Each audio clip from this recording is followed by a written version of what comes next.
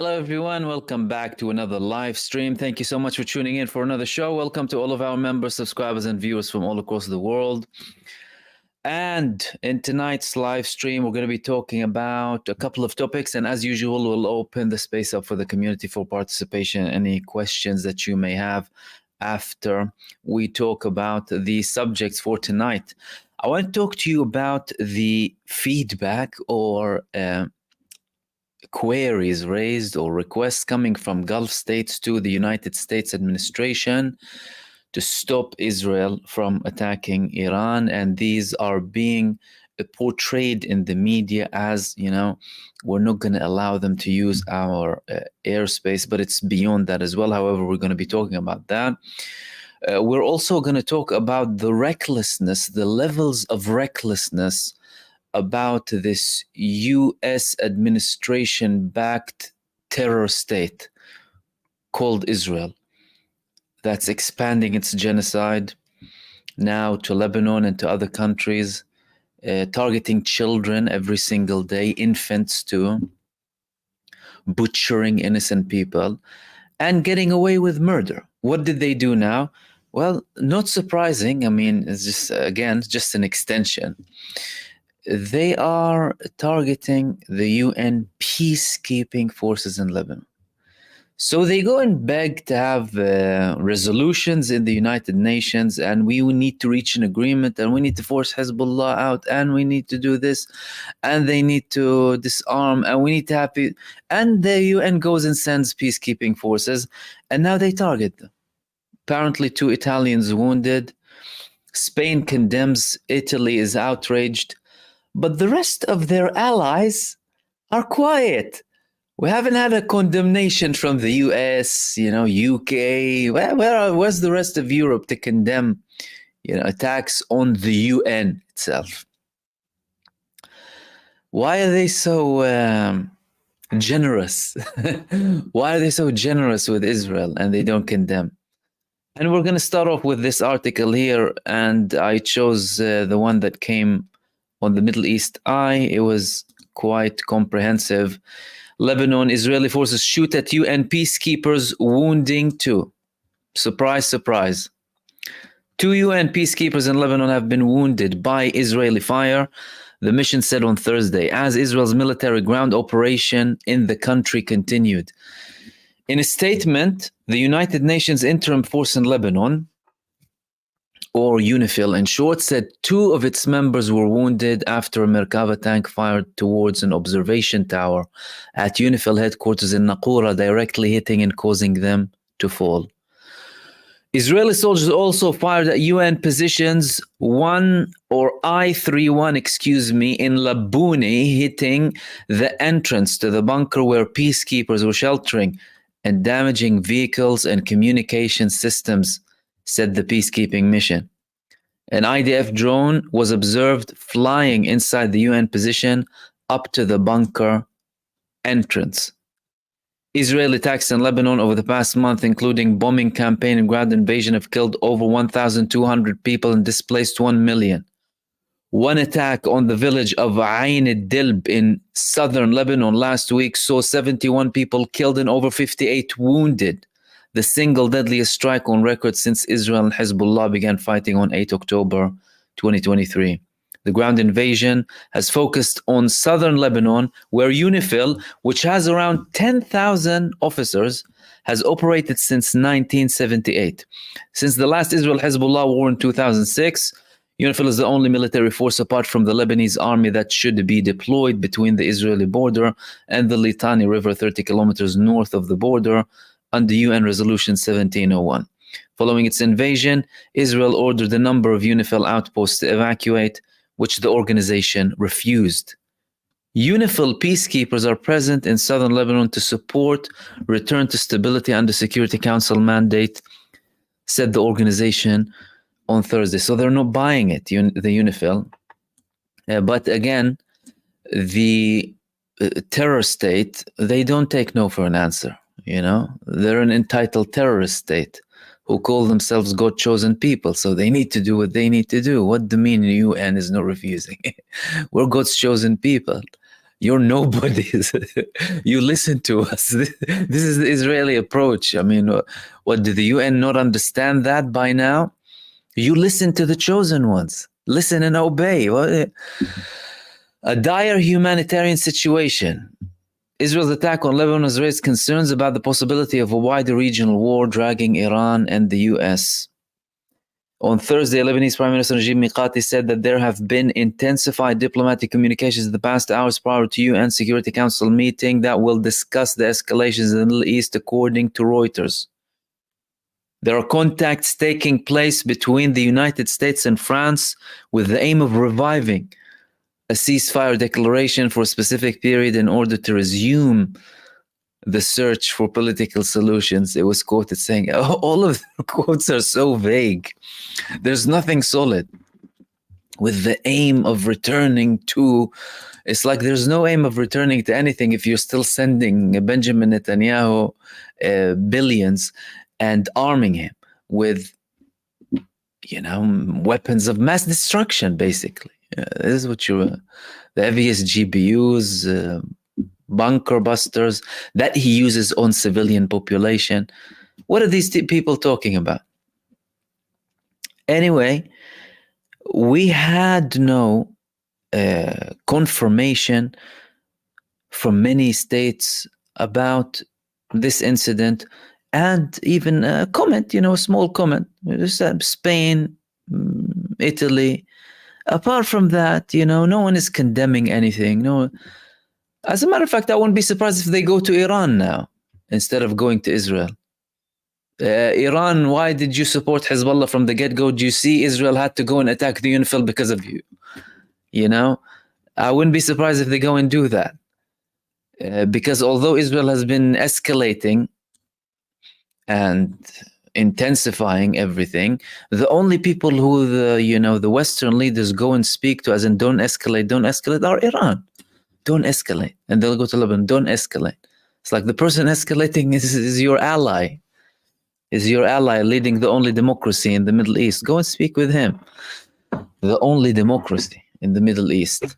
Now, that's the first thing that I wanted to talk to you about. So, not surprising, Israel targeted many UNIFIL positions previously and massacred many of them in 2006 and in previous wars with Lebanon, and likewise with Gaza. And what they're doing, they're targeting UN centers, UN schools. They call the UN Hamas, and they kill many people in UN locations, including refugees who are seeking shelter and fleeing, bombing children, infants, men, women, innocent people, just looking for a safe haven. Israel does that because it's a depraved state. It's a depraved state of terror that likes seeing the misery of others. They enjoy the misery of other people, a sociopathic country with sociopathic leadership.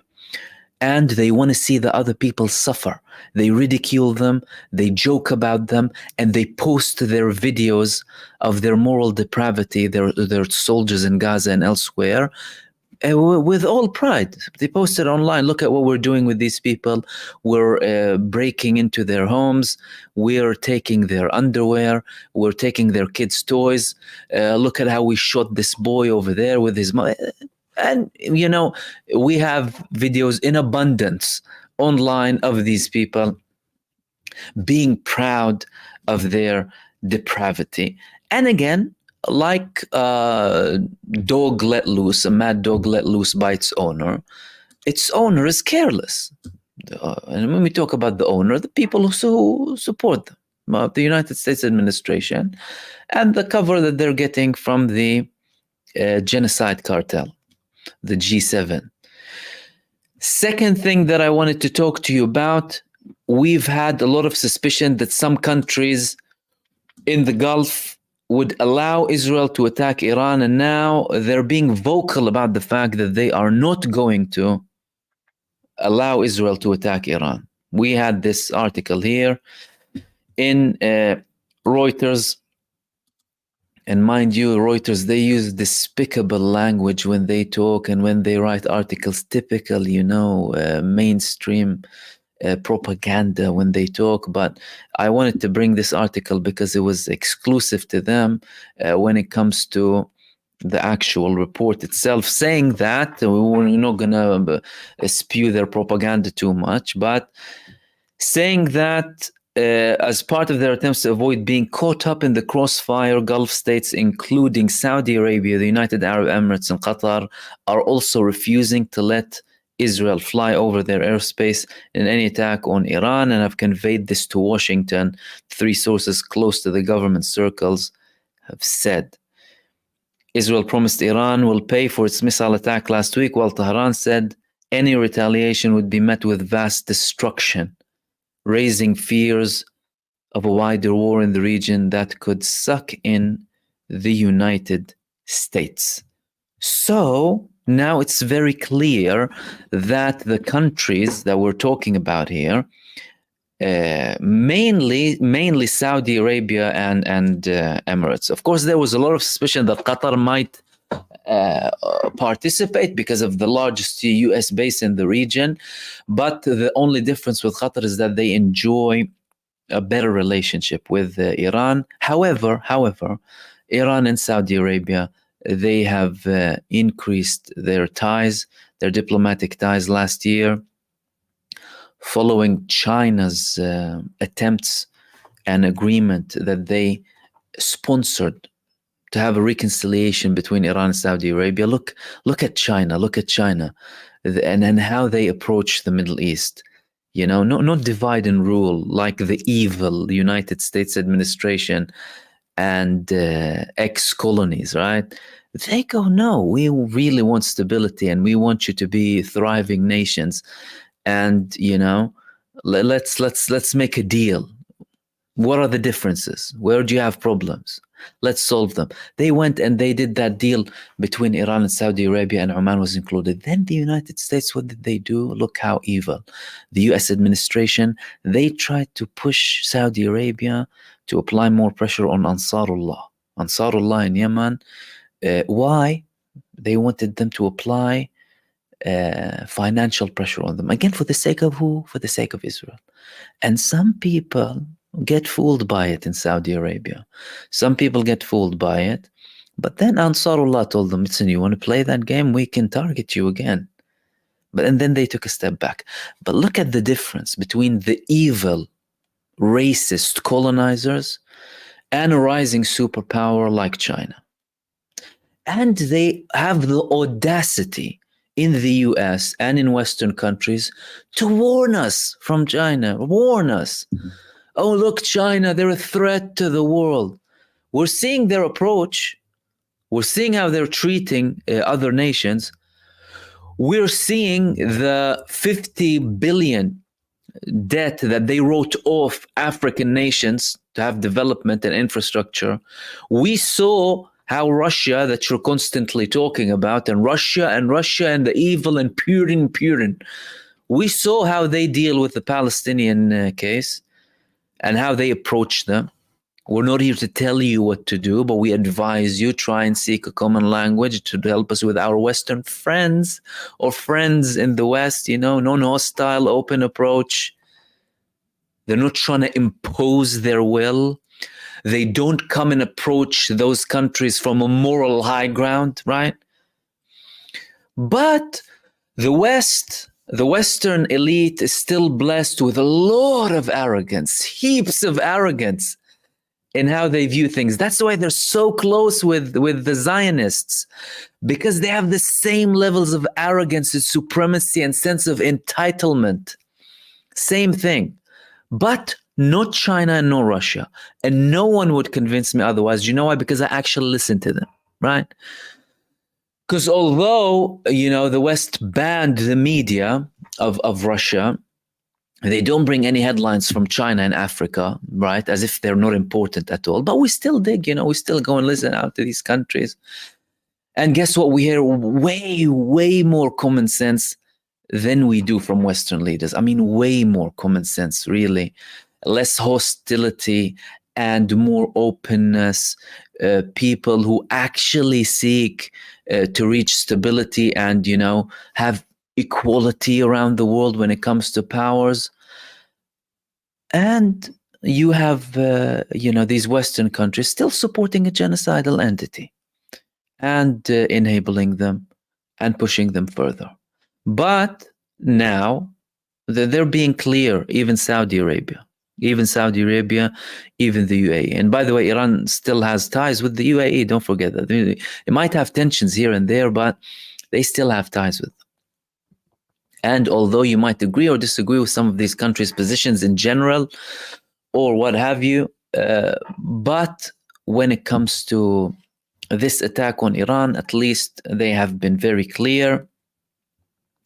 To what extent will that go?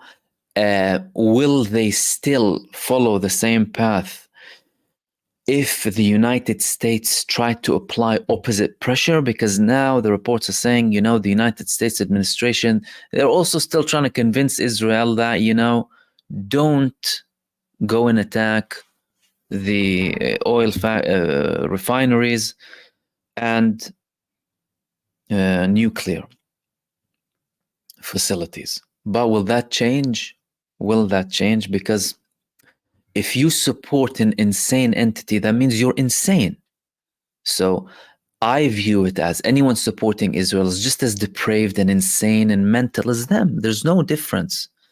And no amount of whitewashing and laundry of words will help these people. They are just as genocidal, just as depraved, just as racist and supremacist as the Zionists running Israel everywhere across the world. No amount of whitewashing, no amount of sugarcoating will help them. They are insane. And what we're seeing now, when it comes to the dynamics of what's happening, is that they're only taking a step back when they're met by force. Only. Like Israel itself. Again, don't forget, and I always give these examples, Israel occupied Sinai and were expelled after war. They occupied Lebanon. They were expelled after Hezbollah at the forefront liberated Lebanon. And Gaza after Hamas liberated Gaza and the other resistance movements. This is how they retreat. And now Netanyahu has the audacity to send a video to the Lebanese people. You are the pearl of the Middle East. Remember when you were called the pearl of the Middle East? And we withdrew from Lebanon. And now Iran is occupying Lebanon. Still trying to fool the Lebanese people that we're not occupying you, Iran is occupying you. Not mentioning that they occupied Lebanon at one point. They killed many and still do innocent civilians in Lebanon, causing a lot of destruction as well. And again, having the audacity to put the blame on Iran as if they're occupying Lebanon. Iran supports the Lebanese in having their independence, like they support the Palestinian people in having their independence. This is what Iran is about, from an ideological and genuine perspective, because they believe that. They believe that, and they support these guns. Whereas when it comes to Netanyahu, we're talking about a man who is now attacking multiple countries, killing innocent civilians left, right, and center. In Lebanon, you have over 1 million people evacuated now. He already started targeting healthcare facilities. He's targeting mosques and churches in Lebanon. He already killed many civilians, and they targeted almost every single part of Lebanon under the pretext of bringing our people safely back to the north. And in the meantime, doing what? Expanding the levels of hostility against them. Expanding the range that Hezbollah goes in Israel, and putting more Israelis at risk, more Israelis leaving the country, more Israelis feel threatened, And there's no way in hell that anyone's going to go back to the north. Like, some people already permanently purchased houses elsewhere. And when you talk about Israel in general, that's it. Well, man, people are leaving the country. What are these people talking about? And he's still acting like he's doing something. And he's getting a beating in Gaza, not only in Lebanon. Now they're trying to tell the people in Jabalia evacuate again. They're not going anywhere. They're not going anywhere. And these were the main things that I wanted to speak to you about. Let me open the space up for all of you. And what I will also do, I'll also, during the live stream, if we have any interesting things to speak about, you can either bring them to my attention so we can have a further reading, and we will continue with your questions and with your comments as well.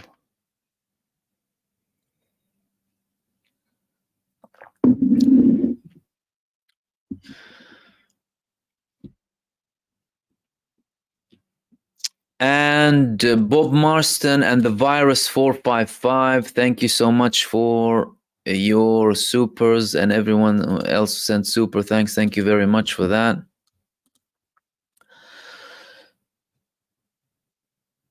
Alan is saying, what events could trigger a combined attack by all resistance forces against Israel? You see, I find it very interesting that Netanyahu and Israel, although they haven't yet faced the wrath scenario, they haven't yet faced the I'm gonna annihilate the living daylight out of you scenario, they are still pushing. In the beginning of the war, we spoke about a potential scenario where all fronts could launch 20,000 missiles on Israel. 20,000 missiles, easily doable. Hamas on their own on the 7th of October launched 5,000 missiles and mortar shells in 25 minutes. Hezbollah can do that, Iran can do that, we can have that from Syria, from Yemen, and from Iraq too. Why have they still not done that, by the way? It's because the resistance fronts supported by Iran do not want an all-out war, do not want a regional war, do not want to lead humanity to World War III. Do you know who that is? That's Israel, backed by the United States and NATO states, pushing this genocidal entity to continue and have more crimes against humanity, against so many countries in the region.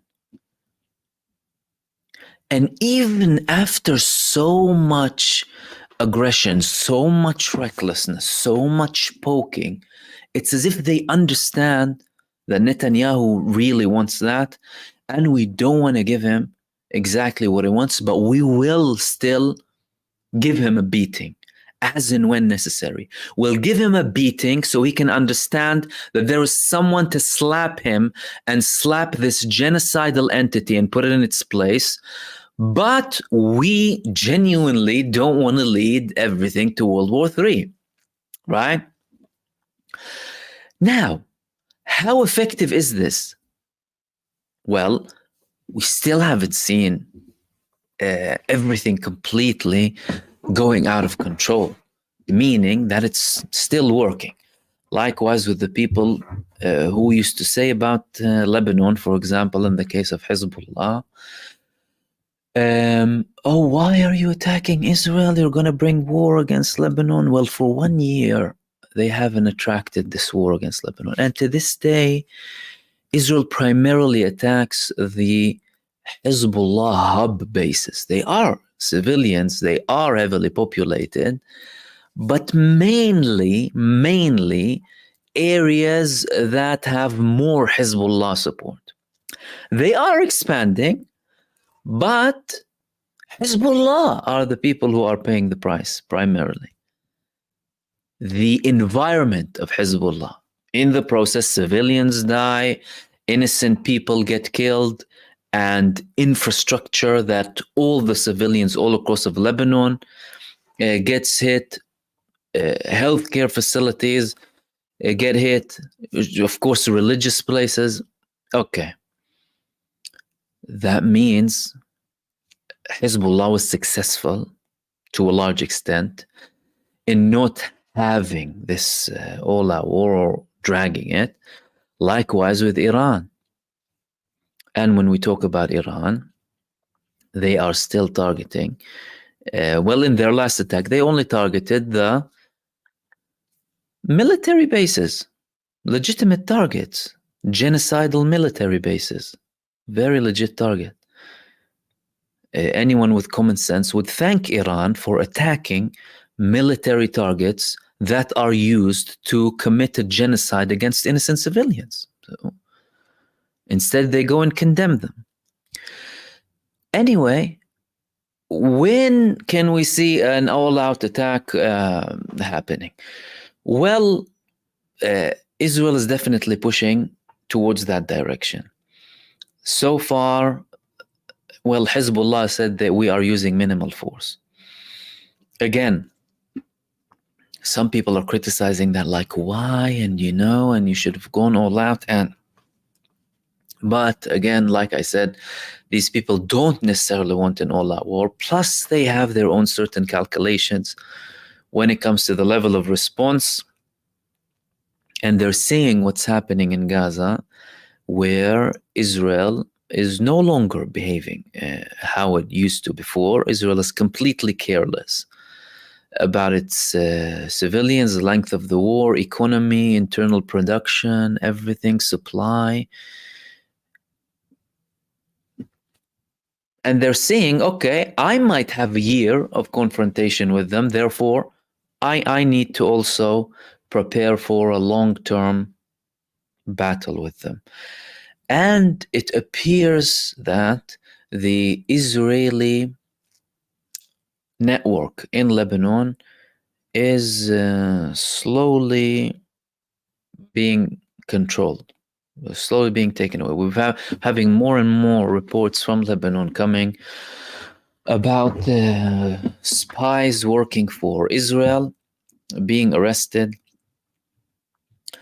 and they're still trying to take everything to their direction from a Lebanese perspective, for example, from an Iranian perspective, without being dragged to Benjamin Netanyahu's will, so long as that's possible. And listen to the Iranian president. He said, we want peace. We tried to give them time.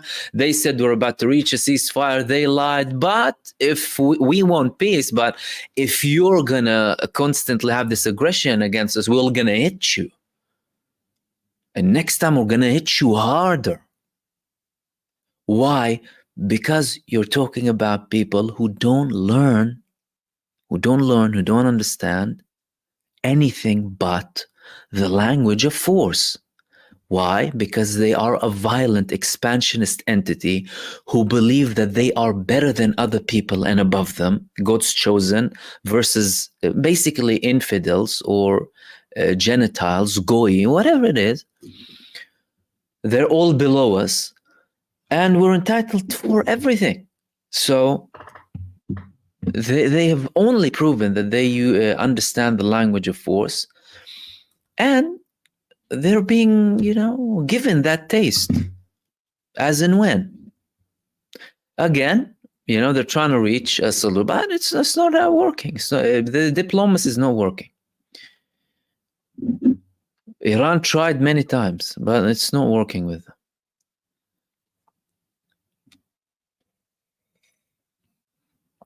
And Shiva Mohani, thank you very much for that. And Studio Rainer, thank you. And you also said, if Israel doesn't respond, will it make the US think Iran won?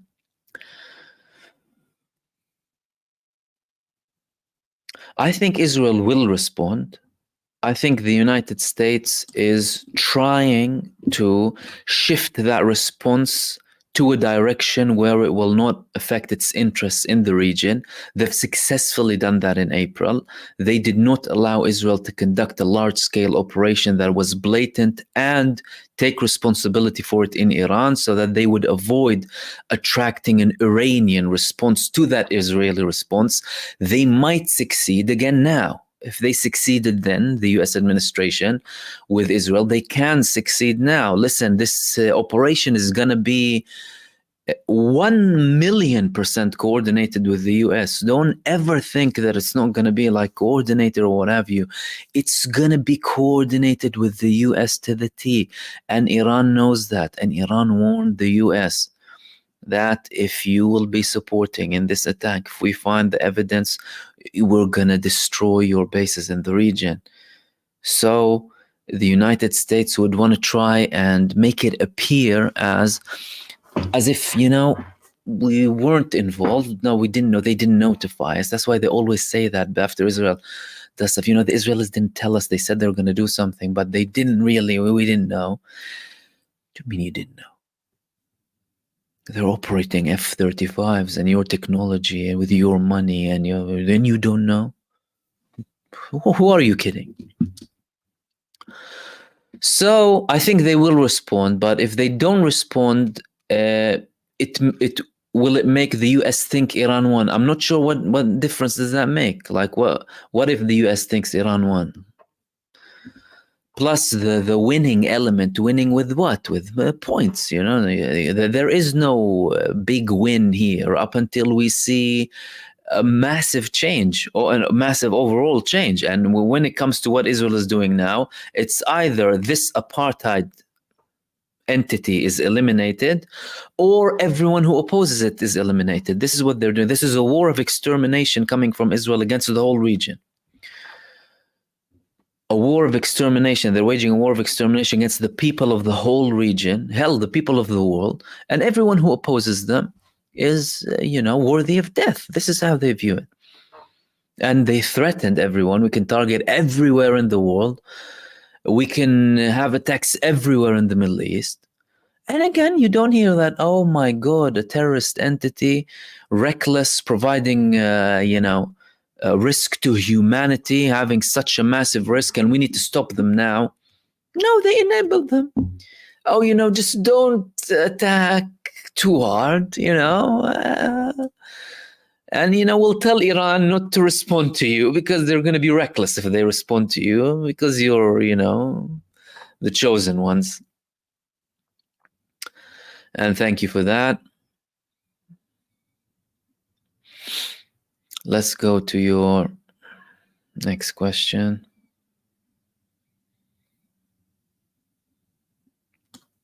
Juino, what do you think Hamas's long-term goal in Gaza is beyond just the prisoner exchange, I mean? Well, if you look at Hamas and their long-term goals, listen to what they say and what they do. Like when they started this operation, what happened before it? Firstly, they won democratic elections in 2006 after they liberated Gaza. Then the whole world went against them because they won democratic elections, but they don't submit to the will of the empire. Then they started to taking off try and get rid of them by force. Again, supported by US, UK. They couldn't. And they're still there. Multiple wars against them, massacring the Palestinian people in the process didn't work. What were they looking for? They were looking basically for Palestinian rights in general. And I'm going back to that so we can reach now and try and see where things are going. And they also proposed a long-term truce. One of their, the spiritual leader proposed that to Israel previously. Of course, they rejected.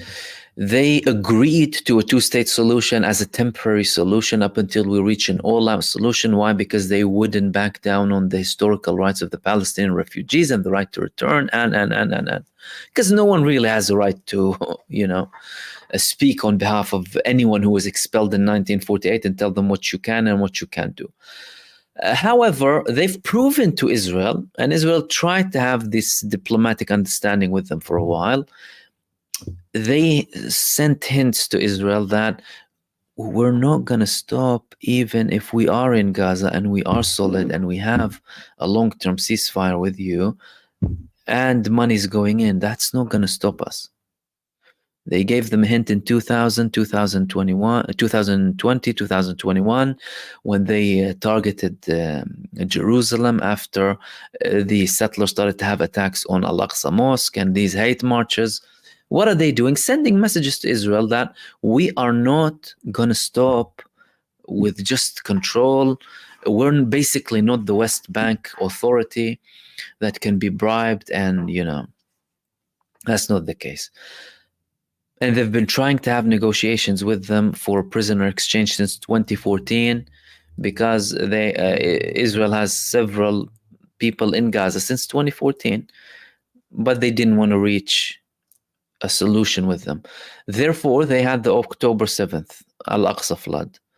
And in the declaration of Al-Aqsa flood, they told Israel, we have tried to reach a humanitarian prisoner swap with you multiple times, but you rejected. Our people are still suffering in prisons and dying from cancer and being tortured to death. The situation in Gaza is unbearable and in the West Bank, and we need a solution. Therefore, we carried this out. However, they also said that we're interested in also ending it and getting a prisoner swap, not dragging it. But of course, Israel had their aim of going on to this genocide, using their whole historical strategy of genuine expansionism in the region and controlling other nations too. So Hamas's long-term goal is the liberation of the Palestinian people and the rights of the Palestinian people, historical and contemporary. And Hamas, they wouldn't mind being eliminated in the process. People need to understand that. Hamas as a movement doesn't mind being wiped off completely in the process of the liberation of Palestine. And they said that from the 90s. And when you see the levels of sacrifices from their senior figures, from their political figures, from the people who are fighting, it's evident that they are willing to put themselves in sacrifice with their lives for the purpose of liberation. And they won't stop. Why? Because it's an idea. So if Hamas as a movement is eliminated, so let's say Israel succeeds in eliminating Hamas, by the way, I don't think it's ever going to happen, but let's say they do, you will have other people coming out and forming something else. Why? Because it's an idea that is based on a just cause. And we never had a case in history where people who were fighting for their liberty and for their equal rights and continued to fight fail. They never fail. They had sacrifices. The people who gave up failed, or it stopped, and people, most people might have forgotten about it and what have you. But nations from all walks of life, from different parts of the world, whenever they continued to fight for their rights and sacrifice, they were blessed eventually. And so Hamas will continue, again, even if Israel does eliminate them, the idea will continue, if that makes sense. They're looking for a long-term solution for the Palestinian people. And thank you for that.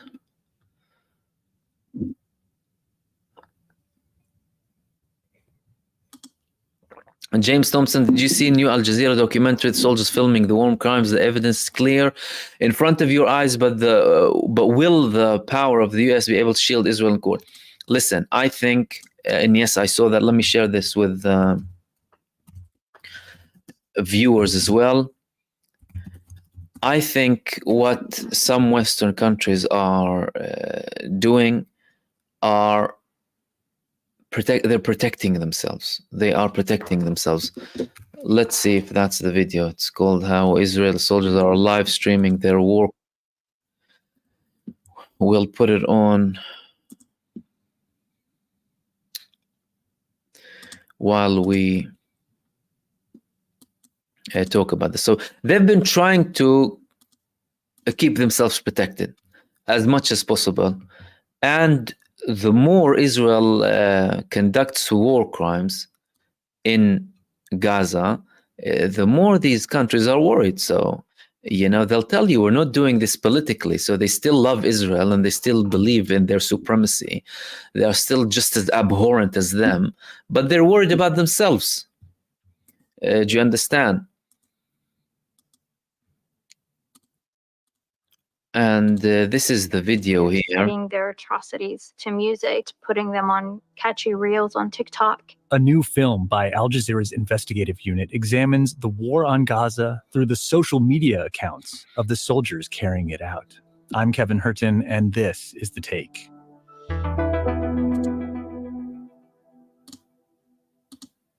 Social media might not be real life, but through what we post, we curate our own versions of reality, what we want others to see.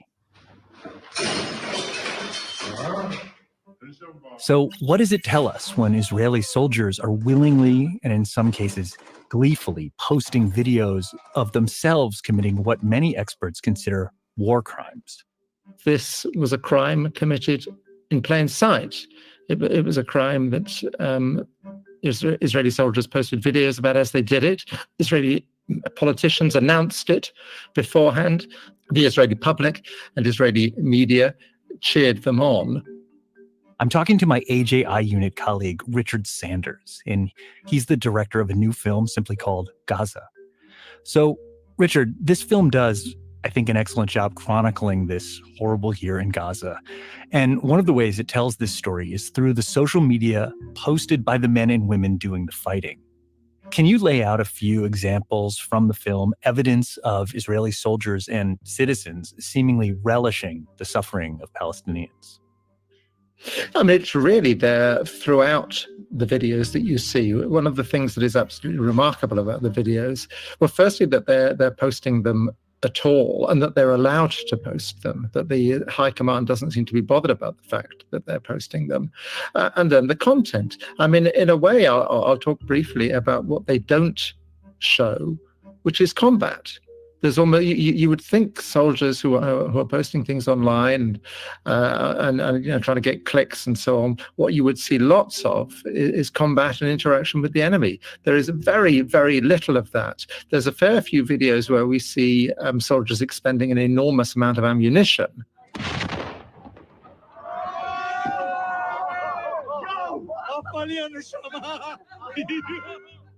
It's not terribly clear what they're firing at. And for the most part, it's pretty clear that there's no incoming. Now, there's an awful lot of rhetoric in these videos. There's a lot of contempt for the civilian population. There's a lot of mocking of the civilian population, of their houses, of their possessions, and so on. Where soldiers talk about why they're doing things and the logic of why they're doing things, yes, I mean, revenge just comes through again and again and again, as it does in the rhetoric of Israeli politicians, as it does in Israeli media and in Israeli civilian social media, which were also things we looked at. There's a quote from Yossi Meckelberg that uses the term revenging. From the beginning, it was obviously that in order to restore deterrence, it will respond disproportionately. We can't escape that there was a strong element of avenging and revenging. That vengeance is not only aimed at Hamas, who carried out the attack, but in many cases, the entire civilian population of Gaza. Tell me about this TikTok trend called This Was My Home. Yes, so this happens in the very early.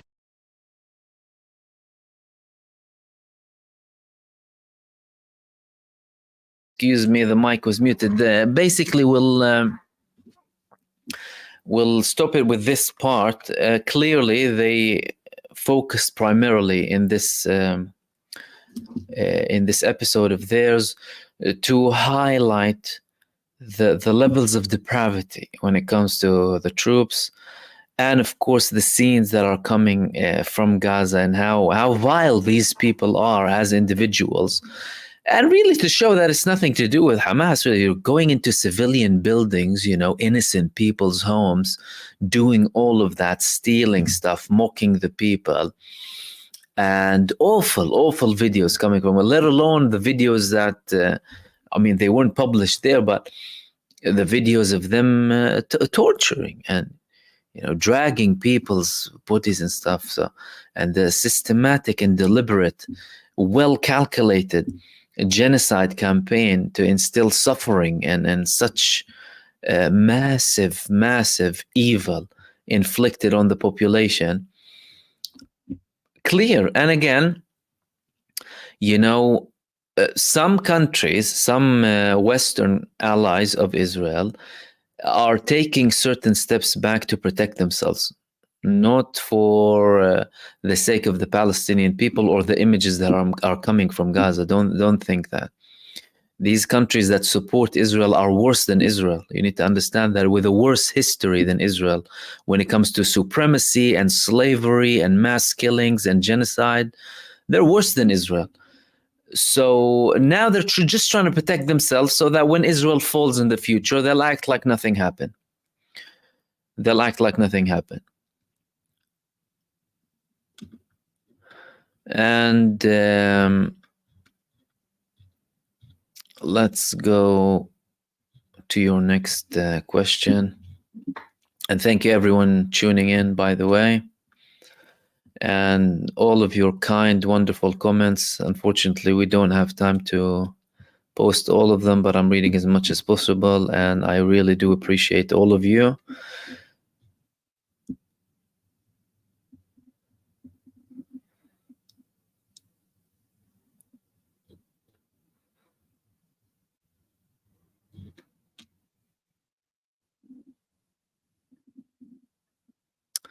And Sean Hurl as well, thank you for your super.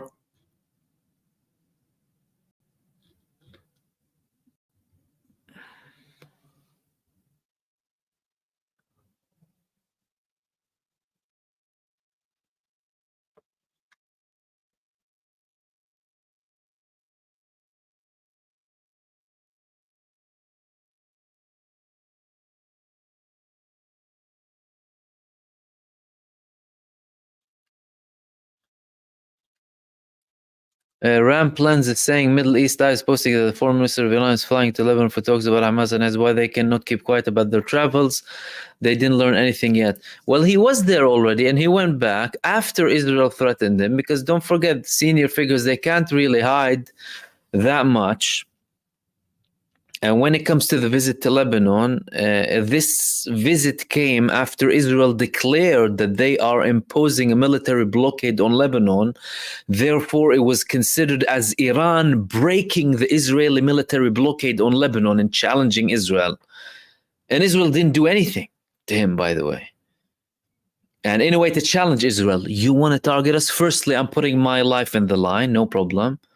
Shows you what kind of leaders Iran has, what kind of mentality these people have by sacrificing themselves with such bravery. And they challenge Israel. You want to kill him? Go ahead, kill him, target him, and see what happens to you. Of course, Israel did not do anything. And he went and he visited other countries too, and he visited Saudi Arabia. And we spoke about the reports coming from the Gulf states refusing to allow Israel to do anything from their land or airspace against Iran. And Muhammad, thank you so much, my friend, much appreciated. And everyone else sending comments. And let's see the next one here.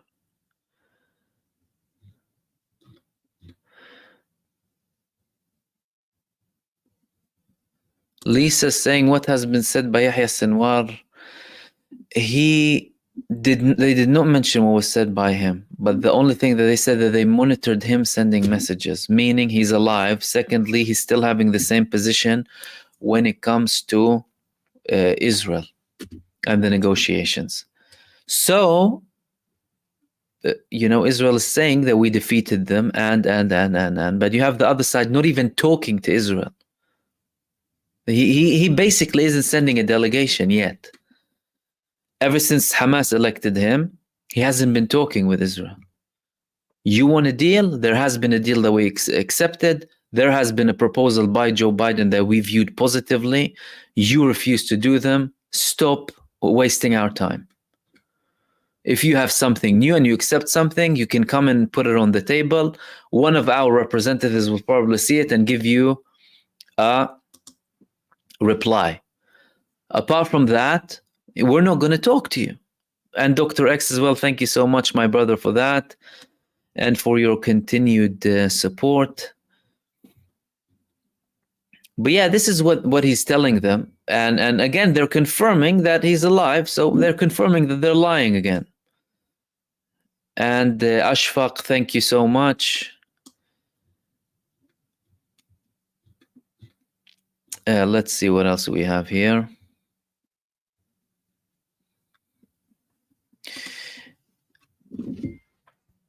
In Beyzaye, did you hear that Israel wants the land of Saudi Arabia? Yes, they want the land of Saudi Arabia. The minister of finance minister in Israel, Smotrich, more videos are resurfacing of him lately calling to, occupy. One of them was this video here.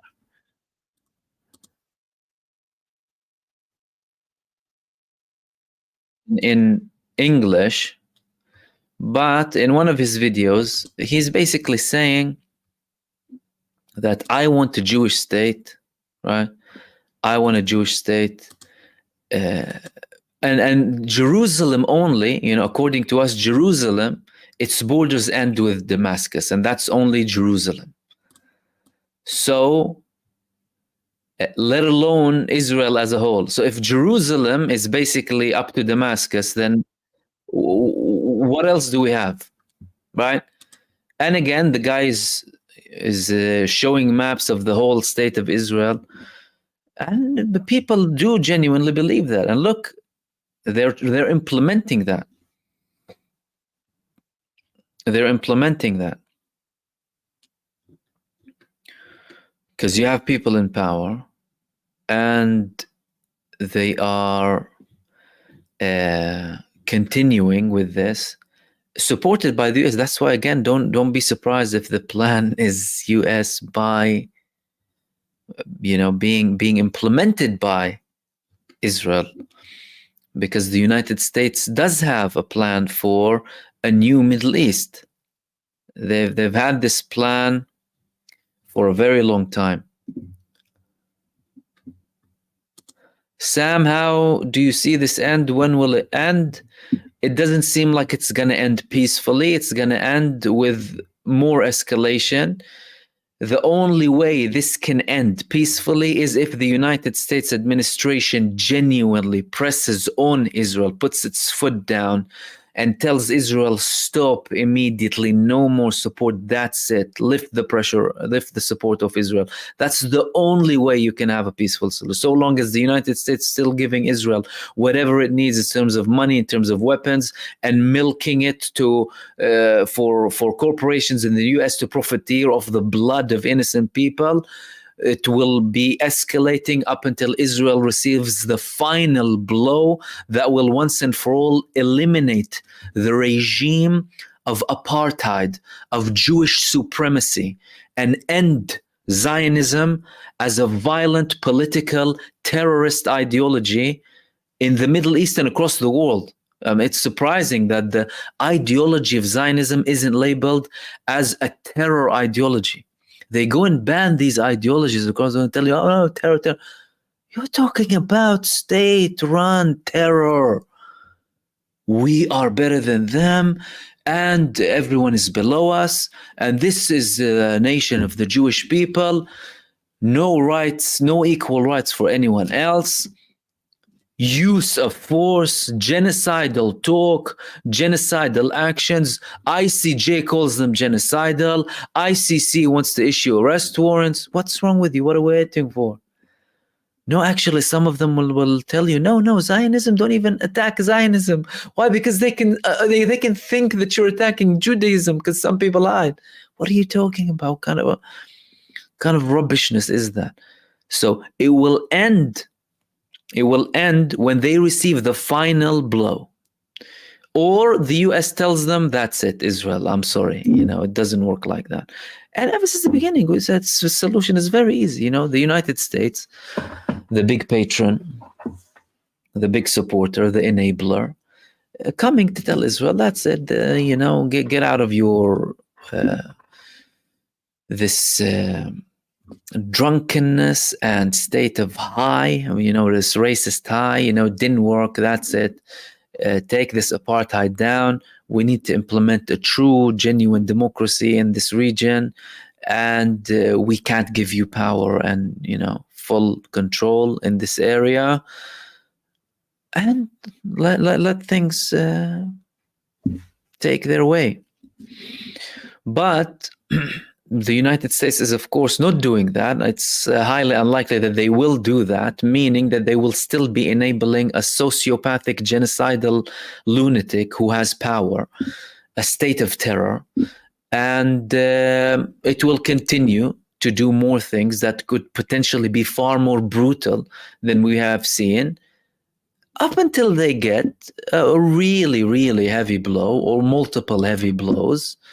And they lose a lot and they suffer a lot as well. And then it could potentially start working somehow. But I don't see this ending peacefully anytime soon. You don't have anyone who is peace-seeking in the Israeli government. Hardly anyone in the Israeli Knesset itself believes in the concept of peace. They've just passed laws that completely outright reject the establishment of a state next to them, a Palestinian state. The population, the vast majority of the population, they don't have a problem with the concept of genocide. Many people support Benjamin Netanyahu and want him to do far worse things. You have a small minority in Israel who are genuine peace seekers who just want this to end. They are being sidelined as much as possible by the state. They are being censored to the high heavens, and many of them are facing imprisonment. So, again, nothing hopeful coming from Israel itself, and it's still being enabled, meaning it will only end with more war. And we can potentially see more destruction before all of that happens. Everything is avoidable. All of it is avoidable. But this shows you who stands where, by the way. Who's reckless, who's promoting terror and instability across the world and pushing us to World War III. So I hope that elaborates. That was from Sam.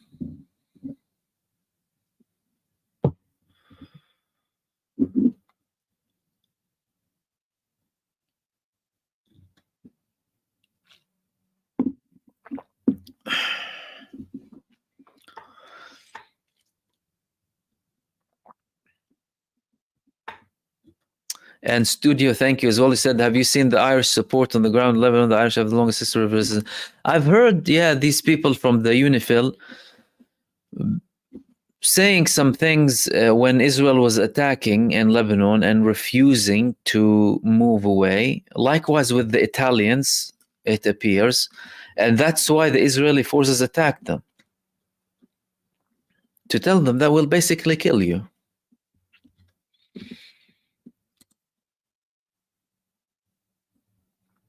And Ryan, thank you for your super. Said, hi, Mahmoud, do you think Netanyahu will be able to wipe all Gazans because Israel said 20 million dead in World War II, so 2 million Gazans is nothing. Do you think Hamas will keep up the fight for more time?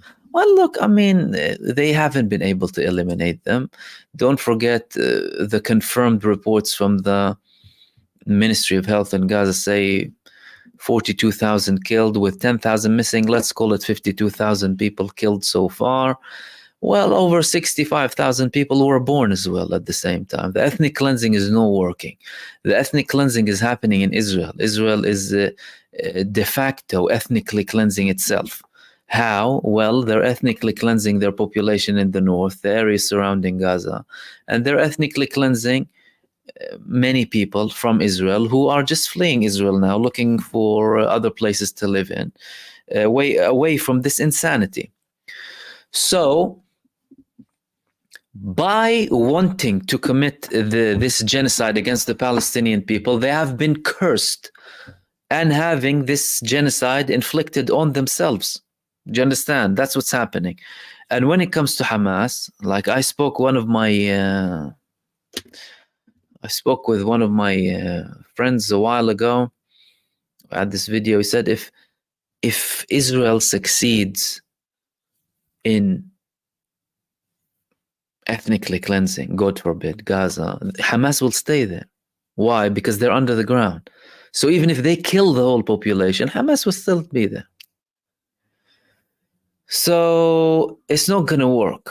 Why? Because the Palestinian people never gave up.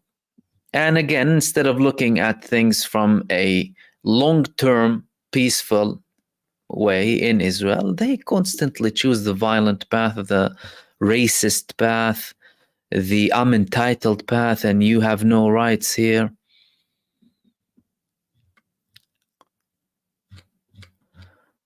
Let's see. And thank you for that, Irene. And thank you also everyone else who is participating. Last one we had, I think it was Ryan. Yeah, Ryan. Let's go.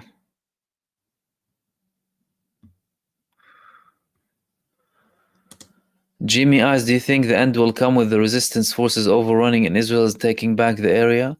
Oh yeah, that's very possible. Listen, Hamas liberated areas on the 7th of October. That was historical. That was unprecedented. Like when the Egyptians liberated Sinai, recently occupied area. Israel, you're talking about an area that's been occupied for 74 years, 75 years. And then you have the descendants of those who were expelled from that area going back in, taking territory from Israel. So the concept is possible. Now with Lebanon, again, it's possible. Is it possible with so much deployment of forces in the area? Probably less so, but still possible. Still possible. Why? Because you have areas that are mostly depopulated in the north. The vast majority of the residents in these areas tell you, I'm not going to go back there. And if you look at Lebanon, you have refugee camps, you have Palestinian refugee camps, and we haven't spoken about Syria yet. And these people are waiting for the moment to go back. So if Hezbollah and the resistance up in the north say that, okay, we want to have a certain invasion here and then create somewhat of a safe zone for people to go through, they can. Because don't forget, we had these peaceful actions in late in the 2010s, the beginning of 2010s, of people going back. Like in Gaza in 2018, we had the return marches, and they called it the return marches from Lebanon too, where refugees started to try and go back by foot to their land, and they were being shot dead. Talk about peaceful resistance. This is what happens with peaceful resistance. Israel starts to kill them and shoot them. All they tried was to go back safely to their lands that they were evacuated from, expelled from in 1948 and 67. The Gazans did the same. What did Israel do? Deliberately shoot them in shoot to kill. Like, so shoot them in the head or shoot them in places where they'll give them a permanent disability. This is what they'll do. So it is possible. This is where we're headed. We are headed towards the end of Israel at one point as we know it. And again, that doesn't mean it needs to end with genocide or whatever, but the regime of supremacy, of apartheid will be ending sooner or later. The sooner, the less bloody, the merrier.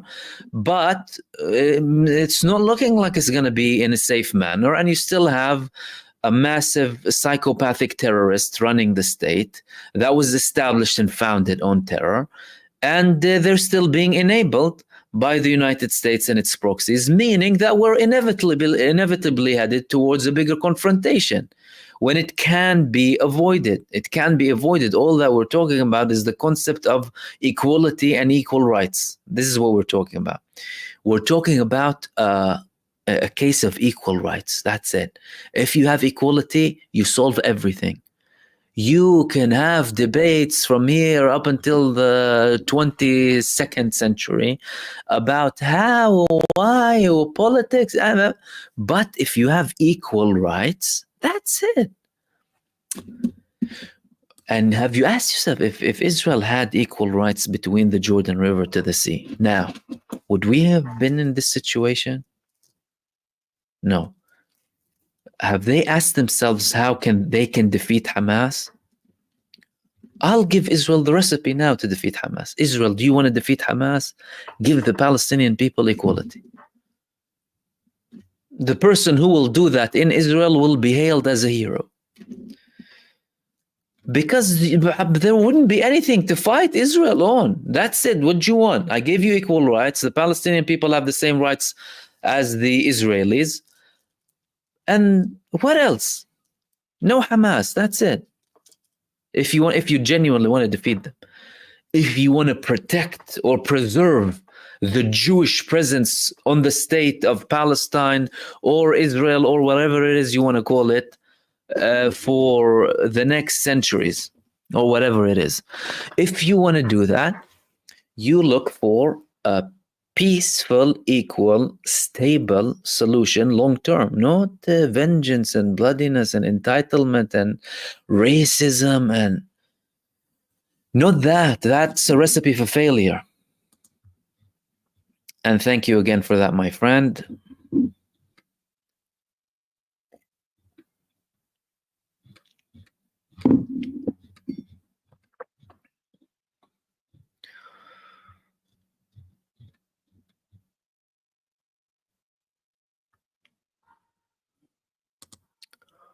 Don Tolius Mahmoud, is there maybe any news on Safieddin? No.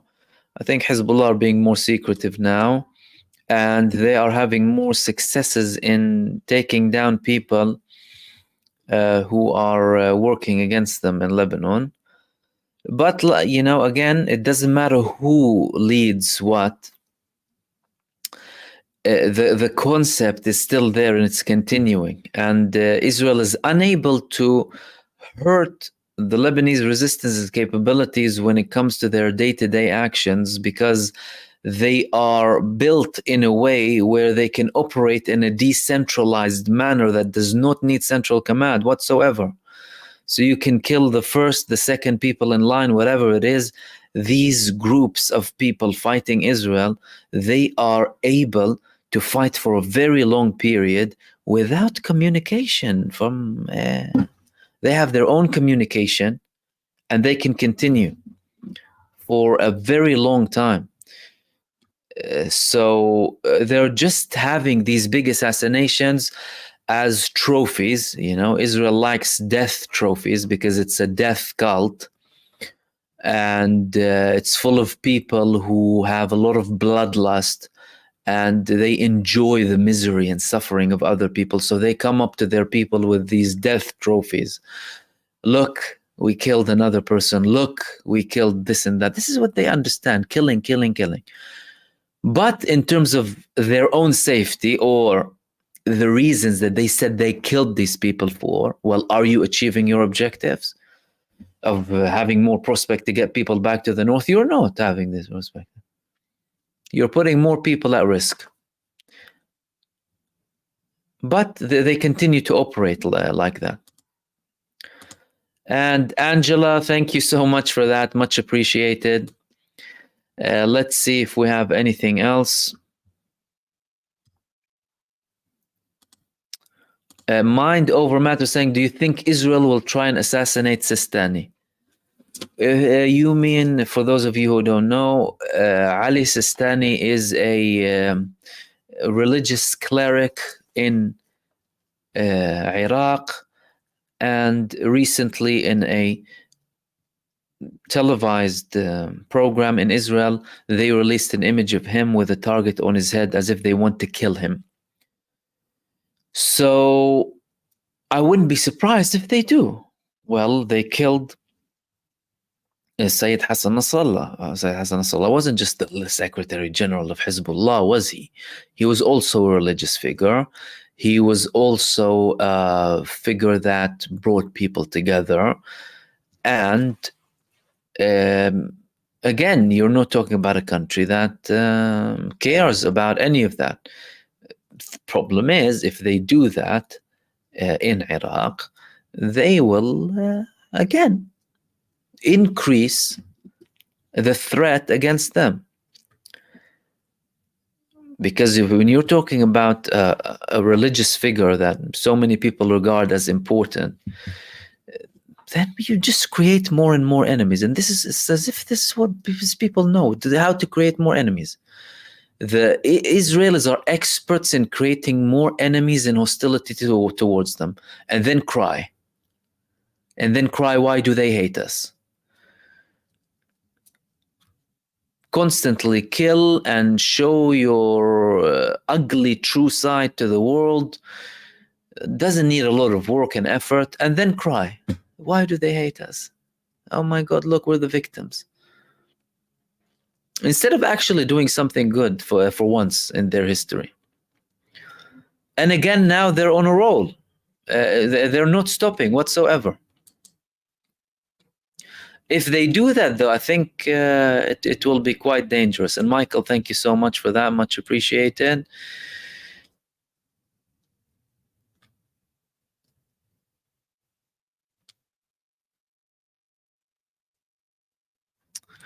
John is asking about the Iranian general that had a heart attack while interrogation, but the IRGC has reported in the Middle East Eye.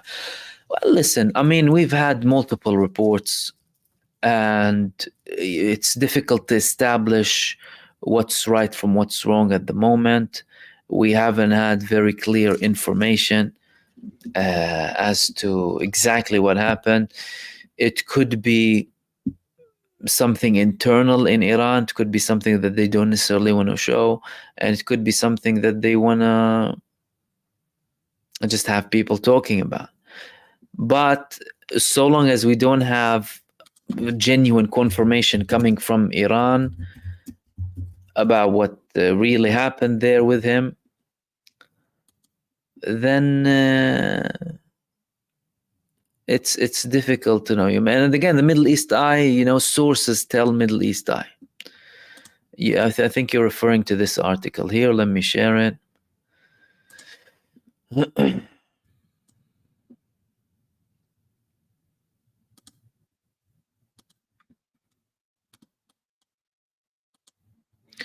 So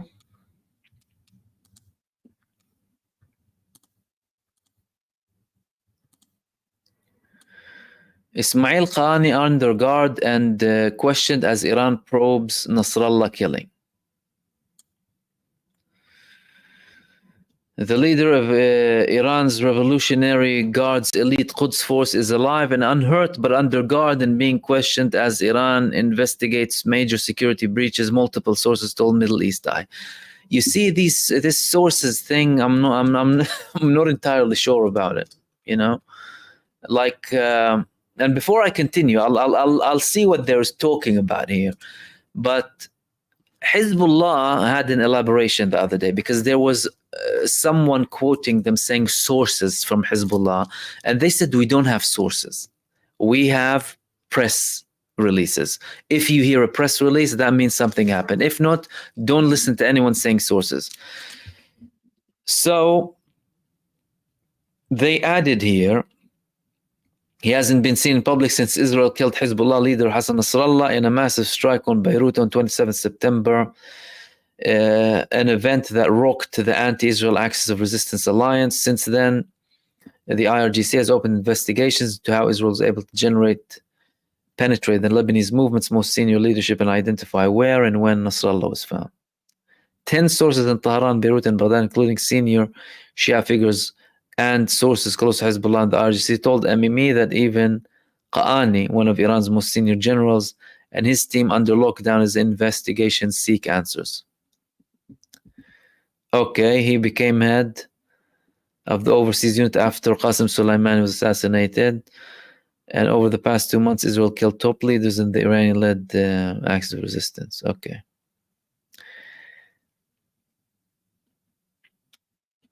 Suspicions that senior Iranian commanders may have been compromised were compounded when Nasrallah's presumed successor Hashim Safieddin was apparently killed in another powerful Israeli strike on a secret subterranean Hezbollah base on 4th of October. Okay. Qa'ani arrived in Lebanon 2 days before the killing of Nasrallah, accompanied by several IGC commanders and other figures to assess the situation on the ground, according to MEE's sources. But after the attack on Safieddin, all contact was lost with him for 2 days.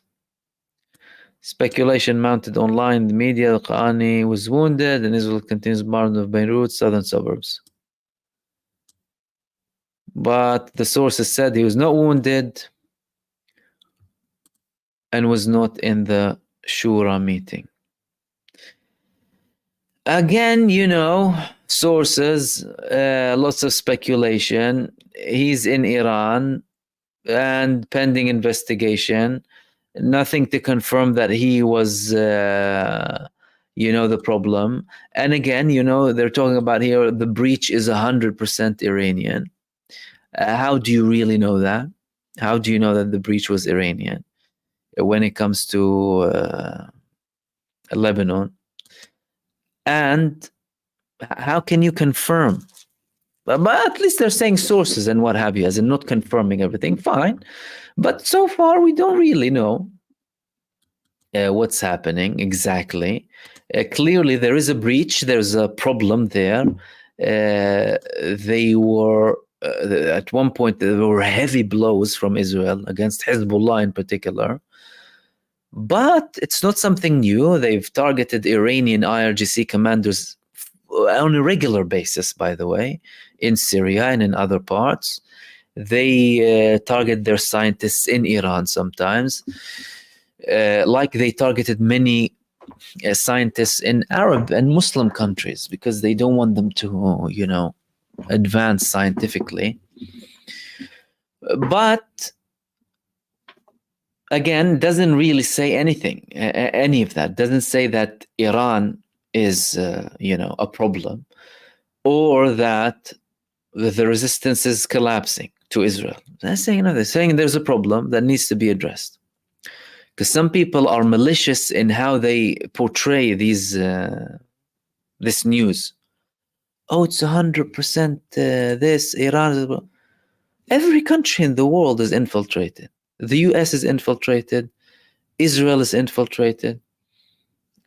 All of them get infiltrated. But they want to portray it as if, you know, if something happens to Iran in one of these moments, oh, well, look. All of a sudden, they get happy. Why? Because the people who are standing up have been hit. It's like, well, it happens. You know what I mean? And again, operationally, on the ground, let's say Israel's aim by these assassinations is to reduce the attacks against it and bring the prospect of their people going back to them. Well, that's not happening. So you're not achieving your objectives.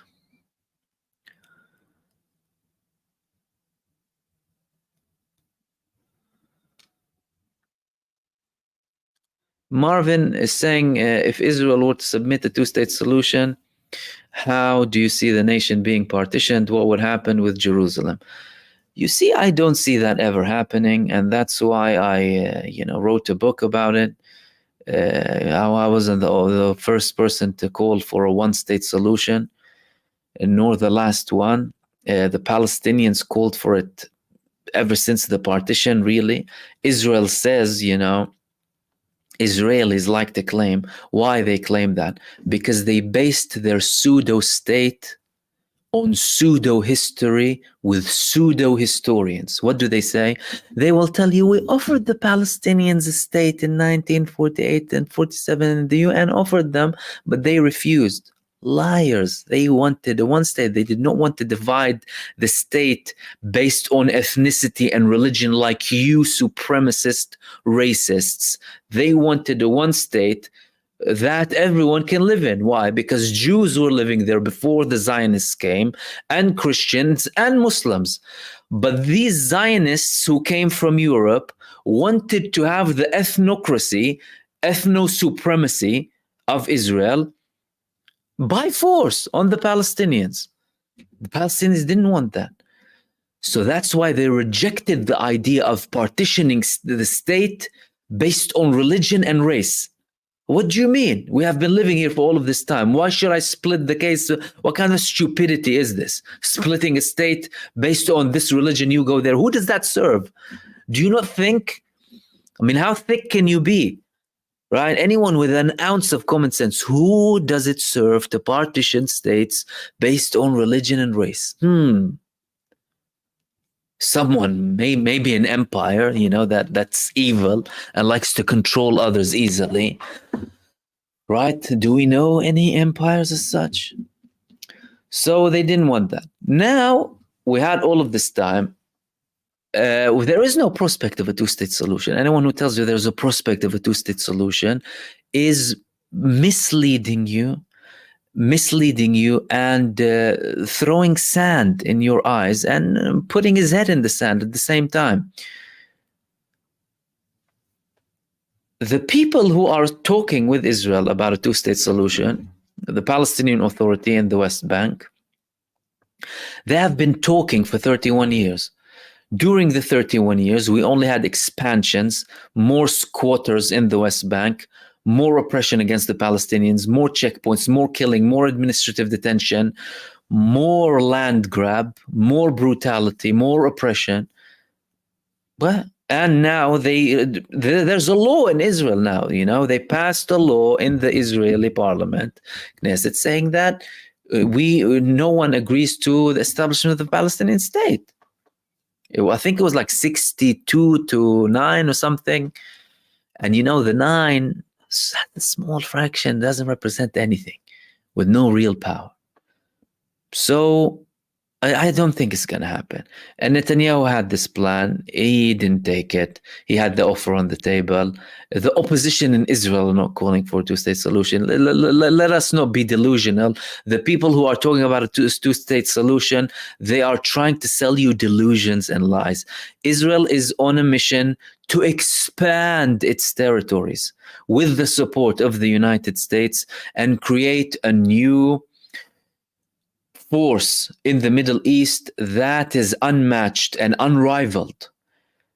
And that includes territories of countries that Israel already has treaties and peace treaties with. They're not looking for peace. They're looking for war and expanding the war to gain control. This is what they're looking for. And read what happened in the last year and read what they did previously. They're not looking for a two-state solution. The only president, the Israeli prime minister who wanted a two-state solution, was about to do something, was killed.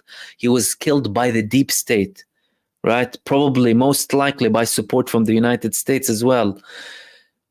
And nothing happened ever since. Constant calls and indoctrination on more hate and no and this and that, exporting all of their problems, creating masses of hate against other people and brutalizing them. And they're not looking for peace. Otherwise, well, it's easy to have it, isn't it? And again, if the countries that are supporting Israel are genuine about them calling Israel to have peace, then they can take certain steps and enforce this peace. But that peace is not going to happen. It isn't going to happen.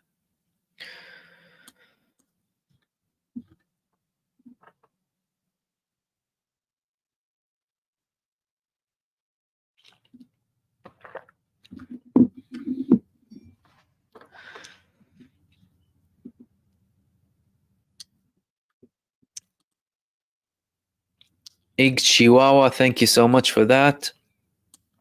And let's take last couple of questions. Sams is saying, Mahmoud, do you think the Lebanese army will intervene against Israel's aggression? Of course not. The people who are fighting Israel in Lebanon are the resistance. The army started to take slowly a less hostile position when it comes to the resistance with time. But the people who liberated Lebanon are the resistance. The Lebanese army isn't armed, isn't supported, isn't built to go and fight Israel. No one will give anything to the Lebanese army to go and fight Israel with that. So it's a very weak army. It's incapable of doing anything to Israel. It's merely for policing stuff. The power in Lebanon is for the resistance, the ones who actually liberated lands in Lebanon and made Lebanon a sovereign state with the current map that it has at the moment.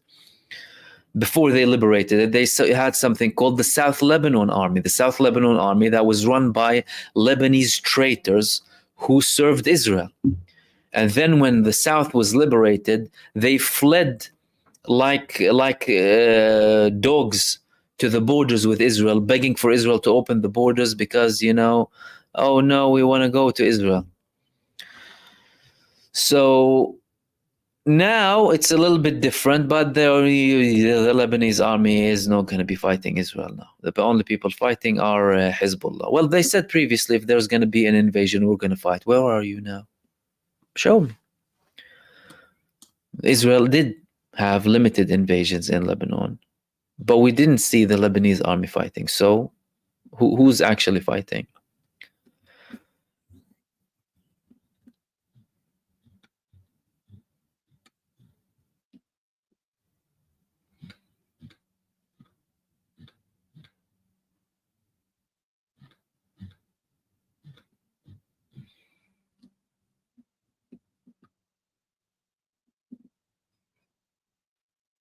Gali Berg is saying, Mahmoud, do you expect the Zionists to attack Iran during the meeting between Pezeshkian and Putin tomorrow? Listen, they can do that. I mean, they've proven to be very stupid, and they can be stupid by doing that again. If they were that stupid, then they would create something really bad against them. Why? Because Putin and Pezeshkian are meeting. All of a sudden, Iran is attacked. They're probably already discussing Israel. The Russians are disgusted by Israel and they despise Netanyahu because of his constant approach and the recent attacks in Syria. They don't like how malicious and how much they lie to. They blame them for the killing of just over a dozen personnel from the Russian army in 2018 when they tricked the air defense systems of Syria. They don't like them. If they do that with that meeting, then it'll probably be good for the resistance alliance. And again, listen, some people in Iran are just waiting. I was like, okay, do you know what? Come and hit us. Come and hit us. Because they would be hitting them back really hard.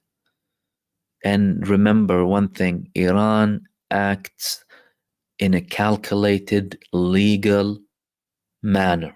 They don't act recklessly, with a recklessness manner, basically, with recklessness. I got that wrong. They don't act like Israel in a reckless manner. But they told them we will respond.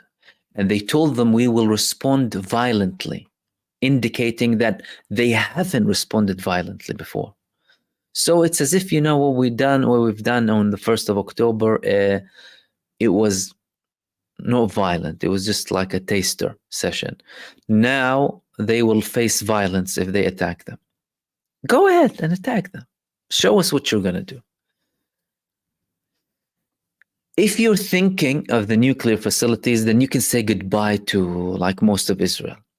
Plus, if you do want to think about the nuclear facilities, they're distributed in dozens of locations in very tough mountainous terrain places. and difficult to reach, unlikely to hurt Iran's capability when it comes to enriching uranium and reaching whatever they want to reach. Secondly, you want to attack the oil fields. Attacking the oil fields in Iran is not like attacking the oil fields in Yemen. If you want to attack the oil fields of Iran, you're doing the following. You're hurting China really heavily. China is the biggest buyer of Iranian oil. Secondly, you're putting all of the oil in the Middle East at risk. Why? Because if you attack them, do you think they would allow that to happen without repercussion? Right? They're trying to calculate now, probably Israel, what kind of oil we can attack, where we can't give a justification for Iran to close the Hormuz Strait. Firstly, if you attack any facility in Iran, the oil facilities and your infrastructure and your electric grids will be hit in Israel. And again, Israel is a paper tiger, just because of this American support. The Iranian attacks on Israel, the way they're being humiliated by the resistance in Gaza and in Lebanon proves that they are a paper tiger. They could do anything with this attack from Iran, let alone if they go out with 1,000 missiles. What is going to happen? Netanyahu was like this when he was reading the paper, and Daniel Hagari was like, shaking, all of them paranoid, literally petrified. What are they going to do with a bigger attack? They're petrified because they're cowards. They're cowards and they're thieves. They know they're thieves and they're scared. So what are they going to do if you have 5 times the response? Let them attack them when he's with Putin tomorrow, and we'll see what happens. And again, I wouldn't put it past them because they're lunatics. They are lunatics. They are totally out of their minds, and they are being enabled by the United States and by the genocide cartel. Again, the recent report that said Nasrallah accepted a temporary ceasefire that would include Gaza, and then they killed him. Haniya, after Hamas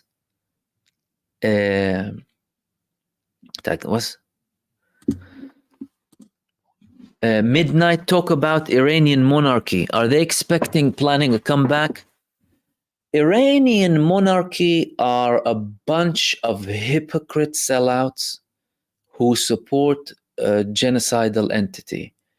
Like this son of the Shah now, he had this speech online, and they go and speak with the Israeli lobbies, a bunch of sellouts who genuinely commit acts of terror in Iran, like Mujahidi Khalq, for example.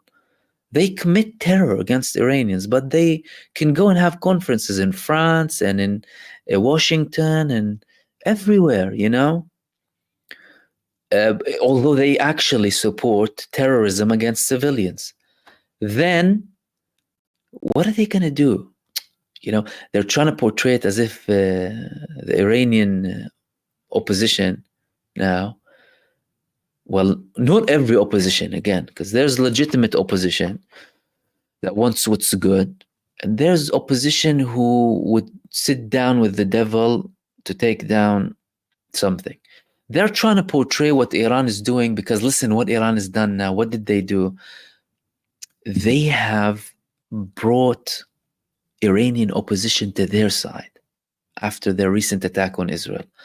Why? Because all of a sudden, this narrative of, the regime is actually behind the scenes working with the Americans and the Israelis, and it's all a show. Then they started realizing that, hold on a second, whoever's saying that is completely out of their minds. Like, I've had people sending comments like, I've been opposing the government for such a long time. Let me tell you one thing now, I support them fully. So what are they exactly trying to do? Iranian monarchy. It's not going to happen. It's not going to happen. Iran has a government that has a unity government, number one, national unity government. No one likes to talk about that. When did you have a national unity government in the US or any European country? Iran has a national unity government with a president who is considered to be a reformist for individual liberties in Iran, yet firm when it comes to resistance and willing to sacrifice himself. You know, he was asked in the airplane, aren't you afraid to go and travel? He was like, I'd rather die as a martyr than on my bed. You know what I mean? So he still has this attitude. And they are confronting the genocidal powers, right? Trying to impose their will. They're not backing down. And they're supporting the oppressed people when they could have made life much easier if they didn't. They could make life easier for themselves. So Iranian monarchy is not going anywhere in Iran. Iran, with its people, its government is very solid. They have a lot of backing. Unlike what Western mainstream media propaganda tells you, you know, they constantly spew venom. By now, anyone who has been witnessing and monitoring the past 12 months, looking at mainstream media in the United States and Europe knows very well. You're talking about a bunch of brainwashing propagandists who serve Satan. So am I going to believe them? I'm not going to believe them. If they provided the truth, then we wouldn't be sitting here. Yeah, thank you, Lord, do my work. I don't have to make videos. But they're constantly pushing for propaganda and lies and, you know, Iran and this and that.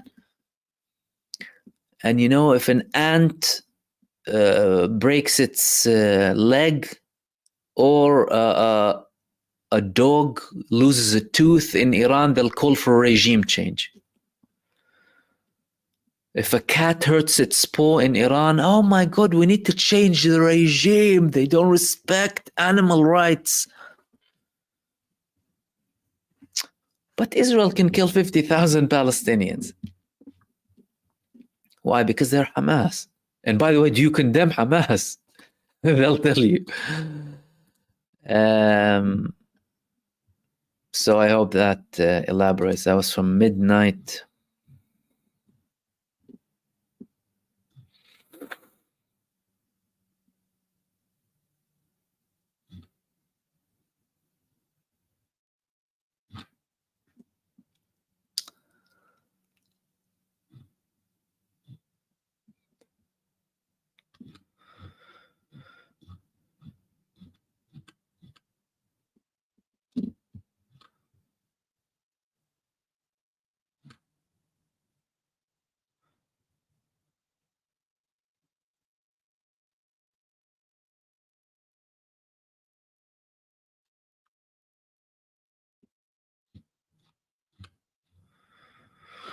Okay, let's see where we reach. And thank you, by the way, everyone participating. Apologies, of course, if we can't reach all of the questions, but much appreciated.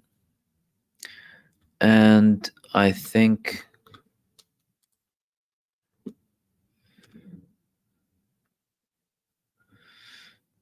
I think this was the last one here. Okay, we'll wrap it up there, guys.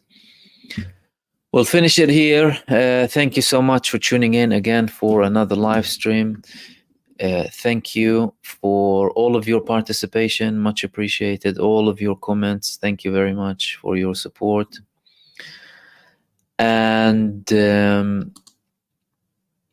thank you for everyone who sent supers. Much appreciated. Ig Chihuahua, Michael McIntyre, Angela Brody, Ryan 78, Studio Rainer, Ashfaq, Ahmad, Dr. X, Muhammad, O'Day, Studio, Sean, Shiva, Alan, Stephen, Naimit, The Virus, and Bob Marston. I'll hopefully have a video after this live stream and hopefully we'll be with you tomorrow as well. in the meantime, stay blessed, everyone. Have a wonderful rest of the day or night or afternoon, depending on where you are. And I will see you soon in the next video. Peace, everyone. Take care.